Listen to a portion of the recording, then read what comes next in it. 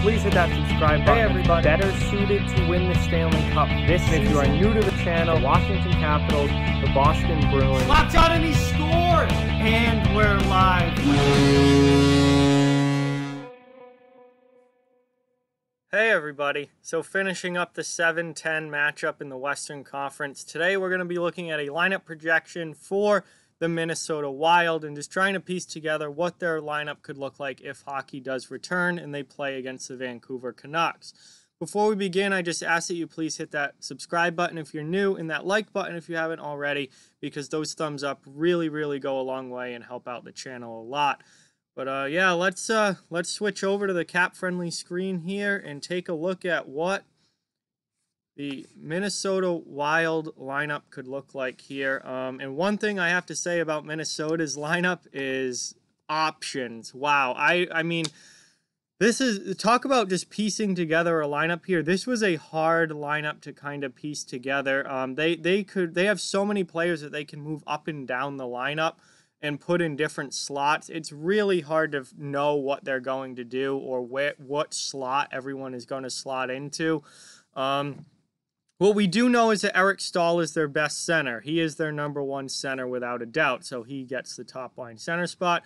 Kevin Fiala was their best player in general this season. So Kevin Fiala, top line, he's been playing on the right side. Cap Friendly has him listed as a left wing, but he's been playing on the right side for this year, as far as I know. So top line right wing is Kevin Fiala. Other than that, man, there is so much that you can move around with this lineup. I really don't know what it's going to look like come the start of the return of hockey. I don't, there's so many guys that you can move around here. You know that Staal and Fiala are going to be together, but who's going to play on that left side?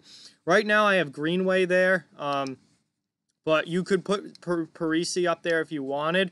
You could definitely put Zach Parise up there if you wanted to stack that top line with, you know, your best offensive talent.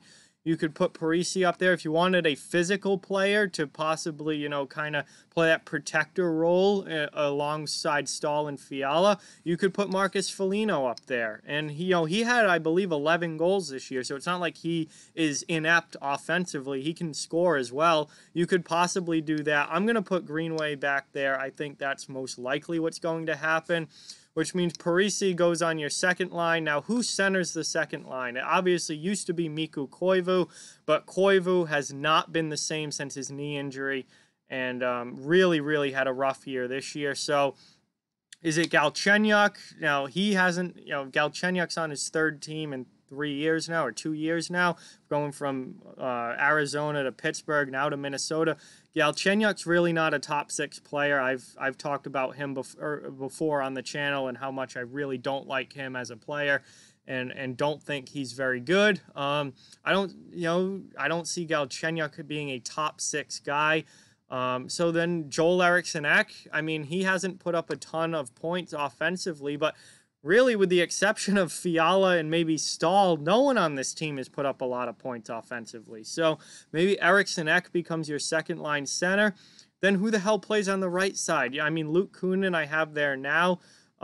He's a good young player. I actually really like him a lot. I think he brings a lot to the table. He plays with an edge. He can got some offensive upside. Kind of a big power forward type guy. I like Kuhn a lot, but does he play on the second line, or is he better suited as a third liner? Now, you could put Matt Zuccarello there. Zuccarello, obviously a veteran guy who's got a lot of playoff experience with the Rangers. Certainly a guy that could play on that second line right wing there. Again, options. This might be the hardest lineup I've had to piece together so far. Just trying to figure out where these guys are going to slot in, which then that puts Galchenyuk on your third line if he's even in the lineup. You could, I guess, put Koivu as a third line center if you wanted. You could put Galchenyuk there. Again, Koivu didn't do a whole lot this year. Galchenyuk, continues to get traded. He hasn't put up a lot of points. Zuccarello, does he play on the third line? If he's not on the second line, he's going to be on the third line. Foligno, if he's not higher in the lineup, he's going to be on the third line. Ryan Hartman, I think he's more of a fourth line guy. I think, he's pretty well set on the fourth line. Then Ryan Donato, is he in the lineup? He was healthy scratched at points this year. But, at the end of the year, he was back in the lineup. So maybe he's back in the lineup in a fourth line role. Maybe you try and get him going offensively and put him higher in the lineup and maybe put Kuhn down to the fourth line. But although I think Kuhn's the better player, so again, options. This is a this is a tough lineup to put together. There's not a lot of offense here, and there's a lot of players who you look at and you just kind of go, they could play on the second line or they could play on the fourth line. And with this group, it really doesn't matter. There's not a lot of offense here. Victor Rask right now I have out of the lineup.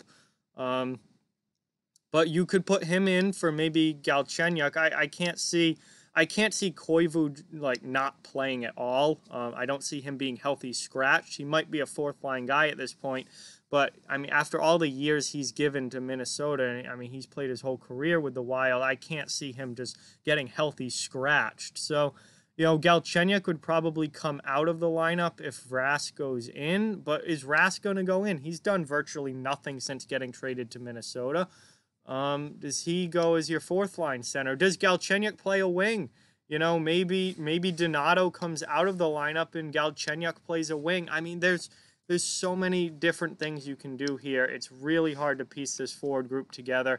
Overall, this forward group isn't very good. I mean, this is why I didn't have Minnesota being a playoff team this year, because this forward group really doesn't have a lot of offensive talent here. Why is this dragging things when I don't want it to? This forward group doesn't have a whole lot of offensive talent here.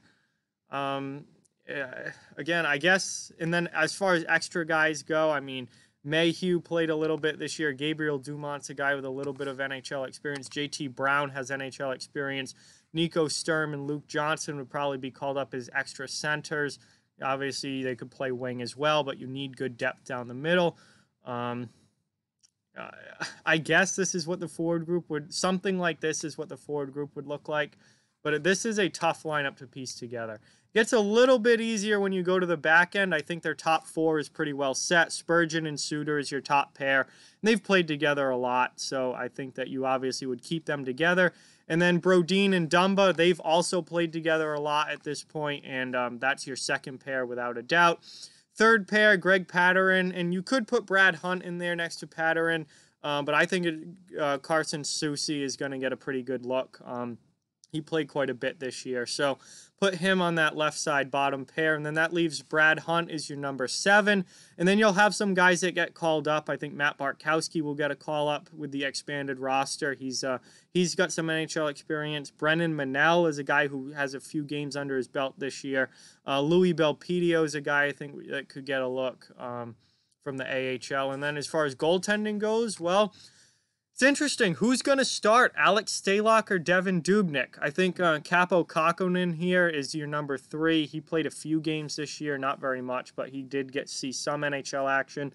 Dubnyk had a horrible year, absolutely horrible year, but he's the veteran guy, the number 1 guy. So after this long of a layoff and where everyone's kind of hit the reset button, does Dubnyk get the start and Stalock be your backup? By the end of the year, Stalock had taken over the starting job from Dubnyk because Dubnyk had an absolutely abysmal season this year. So that's also a question mark. Does Stalock or Dubnyk start? Stalock was a starter by the end of the year because Dubnyk was just downright terrible. But with this much time off, months and months off, and the reset button kind of being hit, do you go back to your veteran starter who's supposed to be the starter in Dubnyk? That's a question for the coaching staff. Defense seems pretty well set. Is Soucy or Hunt going to play? That's kind of the only question there on the defense.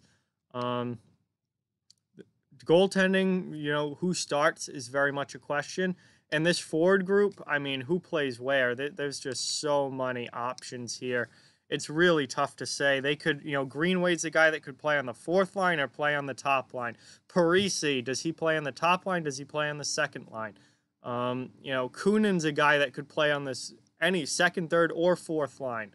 Zuccarello could play second or third line. Like, there's so many options here. Is Galchenyuk going to be in the lineup and Rask out? Is Rask going to be in the lineup and Galchenyuk in? I mean, a lot of questions with this forward group. So that's the best I can do as far as piecing a lineup together. Again, this has been probably the hardest one so far as who's going to play and who's going to play where. It's really tough to say. But overall, Minnesota, not a highly talented team. They're one of the lower seeds for a reason. Not a lot of offensive output here. They're very reliant on Stahl and Fiala and Parise to really put up some points. And the defense as well. Suter, Spurgeon, their top four defense, Dumba, they've got to produce from the back end as well for this team to win games. So Minnesota, really interesting team, really tough team to gauge. But that's the best I can do as far as a lineup is concerned. So switching back over to the regular camera here, that's going to be interesting to see what Minnesota does. Again, I'm not a huge fan of the Wild. I think they're a pretty mediocre team. I think they're missing a lot of offensive production that they don't get. And, they're heavily reliant on a few select players to produce most of the team's offense. And I think when you get into playoff hockey and you get into, where games really mean a lot, that's just not a winning formula. And then you have Dubnyk struggling as badly as he did this year. This isn't a team I see going far, but we'll see what happens. They're definitely going to be an interesting team. We'll see how they look against Vancouver. But man, it's tough. It's a tough lineup to put together as far as who's slotted where. But with that, like, comment, share, subscribe, follow on social media. All those links are down in the description below. If you'd like to further support the channel, the links to our Patreon and merchandise store are down in the description as well. Keep spreading the word about this channel. Let's keep this thing growing. Thank you very much for watching. Hope you enjoyed the video, and I'll talk to you guys soon.